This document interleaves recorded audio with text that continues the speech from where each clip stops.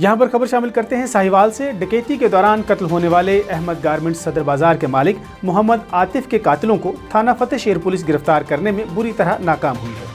लवाहिकीन का DPO office के बाहर शदीद एहतजाज।